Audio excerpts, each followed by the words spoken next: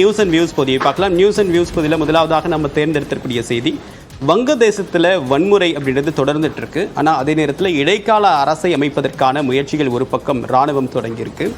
இதில் இடைக்கால அரசுடைய தலைவராக முகமது யூனிஸ் தேர்வாகியிருக்கார், நியமனம் செய்யப்பட்டிருக்கார். அவரும் அந்த பொறுப்பை ஏற்றுக்கொள்வதற்கு ஒப்புதல் தெரிவிச்சிருக்காரு. இந்த நிலையில் அடுத்த கட்டமாக என்ன செய்யலாம் என்பது தொடர்பாக அங்கே இருக்கக்கூடிய இந்த போராட்டத்தை முன்னின்று நடத்திய மாணவர் அமைப்புகளுடன் இராணுவம் ஆலோசனை என்பது மேற்கொண்டிருக்கு.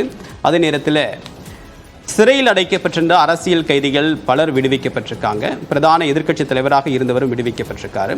இந்த நிலையில் தற்போது வங்கதேசத்தில் இருக்கக்கூடிய மிகப்பெரிய சிக்கல் என்ன அப்படின்னு பார்க்கும்போது, உடனடியாக அமைதி திரும்ப வேண்டும். அது மட்டும் இல்லாமல் ஒரு பக்கம் அண்டை நாடுகளுடன் ஒரு இணக்கமான போக்கை புதிதாக பொறுப்பேற்கக்கூடிய அரசு மேற்கொள்ளுமா, அங்கே இருக்கக்கூடிய பொருளாதார சிக்கல், வேலை வாய்ப்பு, இந்த மாதிரி விஷயங்களுக்கெல்லாம் புதிதாக பொறுப்பேற்க இருக்கக்கூடிய அரசு எது மாதிரியான ஒரு அணுகுமுறையை கையாள போகுது அப்படின்றது அந்த அரசுக்கு இருக்கக்கூடிய சேலஞ்ச்.